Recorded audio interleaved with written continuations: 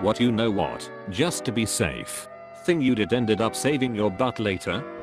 About 10 years ago, when I was married, my wife's best friend kept on flirting with me. One time when she was being super aggressive, I recorded it on my cell phone. A few months later, she accused me of saying to her the very things that she said to me.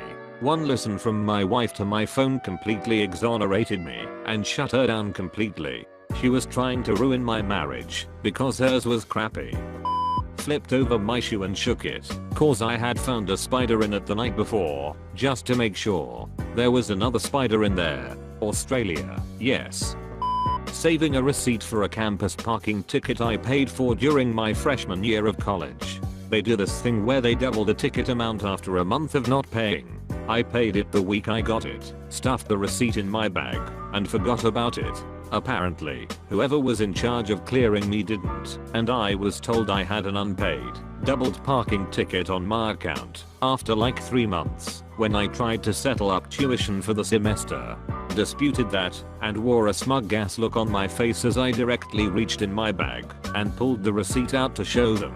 I mean, otherwise, I would have had to essentially pay that ticket 3 times. Something tells me it's not the first time that's happened to students there.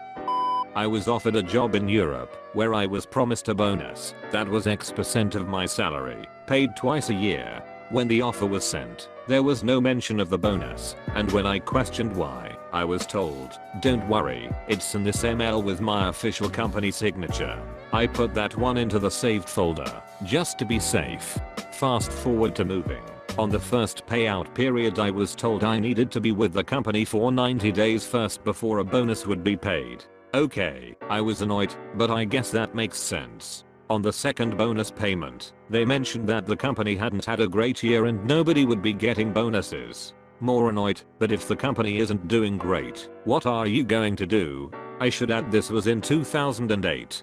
The following year rolls around, and the company announces that things have really taken off and they will pay out the previous bonus period in addition to the current bonus period. Only problem is, I literally handed in my resignation that day. I inquire to find out if I'll be receiving my bonus from the previous bonus period, and they say, "Are you kidding? You just quit." I call a lawyer.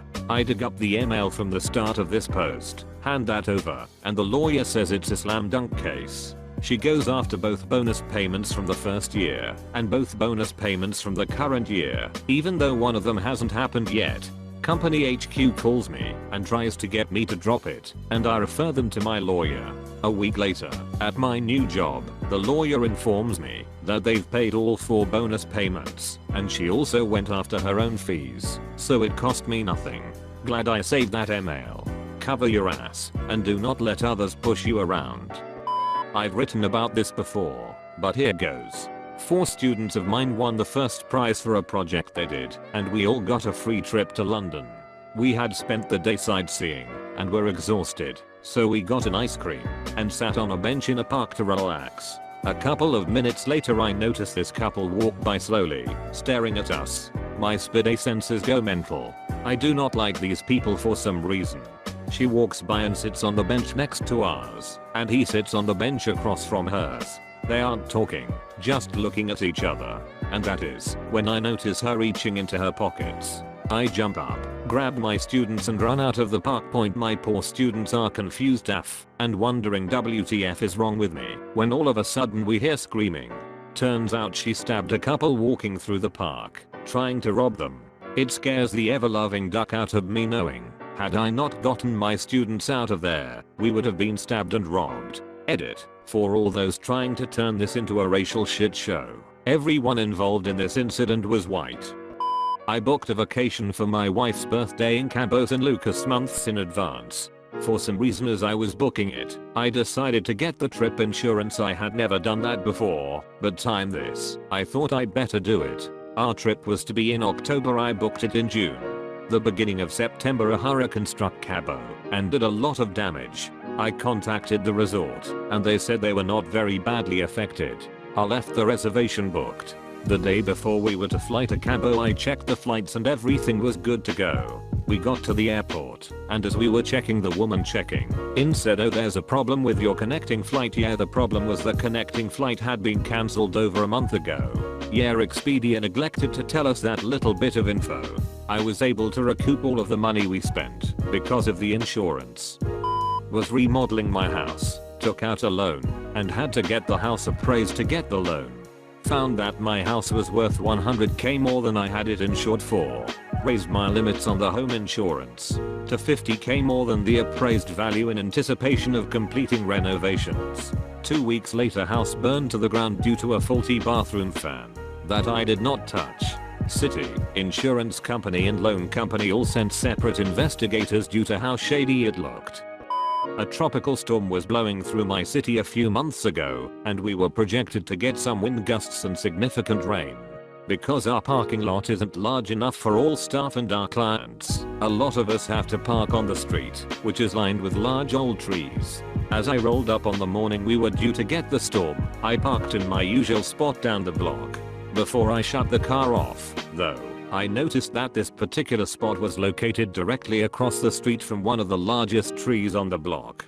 Thinking, you know what, just to be safe, I put the car in reverse and backed up about 10 feet, safely out of the direct line of fire from any trees. In the middle of that afternoon, in the midst of the howling wind and driving rain, we heard a huge thud down the street. Went to investigate, and that same tree I'd been parked across the street from fell across the road and missed my car by about 8 feet. At that moment, I was glad that I'd decided to play it safe. The car parked on the other side of the street directly across from where I'd initially been got absolutely destroyed. Crushed roof, windows blown out, just pulverized. I spent extra money on Kevlar motorcycle gloves, a lot more expensive, but 5 times more durable. When I later on crashed with my sports motorcycle, I slid the first stretch of meters on the palms of my hands and feet and knees before I started rolling etc. I had a car sitting on jack stands because I needed to do some transmission work. Before climbing under it, I thought it'd be a good idea to rock the car around. One of the jack stands was not in the right spot and the car slipped off it, slamming down on the front disc brakes. Would have killed me. Working in an electric panel, I went over to check to make sure the disconnect was off. It wasn't. I was being careful either way, not getting near the high voltage stuff, but it didn't need to be on, and could have easily killed myself with one mistake. This happened yesterday. Electricity, water and wild animals are the 3 things you don't duck with in this world. I took one of those extra driving classes you always hear about to get the discount on your car insurance. I was in college and my premium was killing me. The one I signed up for was an 8-hour course that I knocked out in one day, and the focus was maintaining control of your vehicle in bad weather. I took it over spring break, which is still a pretty snowy/icy time of year around here.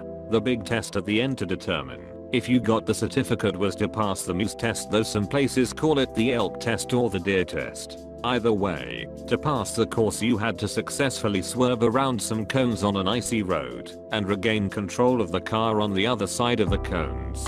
So my first day back at school from spring break, I'm driving myself and my roommate from the liquor store back to our dorm in some shitty conditions. I try to turn left into our parking lot and my car just slides straight past it and down a hill.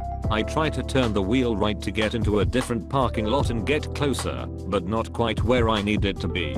I'm heading straight for a telephone pole.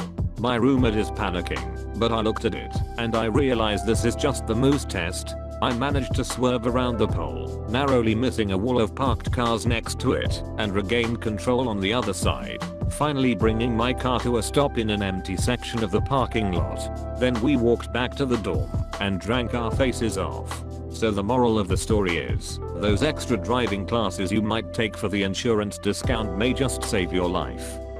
I was 19 and home for the summer from college. I had a contraband bottle of Bacardi stashed in my bedroom under a pile of clothes and other stuff between my bed and the window. My grandfather appears in a dream and sits me down with this bottle to chew me out, not for having booze as a kid, but for hiding it so poorly. I wake up, a bit disturbed by this dream, and throw the bottle of Bacardi in a duffel bag and toss that in the trunk of my car as I leave for work. Get home that evening, and the pile it had been stashed under was moved as my mom had set up a table with a fan by the window to get air moving. Grew up in northern WE without AC. Wouldn't have been a fun rest of the summer had I been busted with that. I bought a used Subaru Badger that was 5 years old at the time and had 75k miles for $12k. The salesman offered an extended warranty that covered the engine for $2,500, would last 3 years / 36k miles. That was kind of a lot, and I usually don't buy those. I don't know what got into me that day, but I said sure. 1 month and 750 miles later, after an oil change at a mechanic shop, oil started shooting into the pistons. I'm not good with cars. Oil went where it wasn't supposed to go. Completely ruined the engine and turbo. The dealer had to keep it for 3 weeks. The warranty company flew someone out to inspect the car and eventually approved a replacement engine, turbo, and any other affected parts. Total repairs cost almost $11k, and the warranty then applied to all the new parts too. Car drove like it was brand new. Later discovered the car had 5 previous owners before me, but I couldn't find any accident or serious repair history. This is probably the only time buying an extended warranty on something actually worked out in my favor. Got any similar stories? Leave it in the comments below.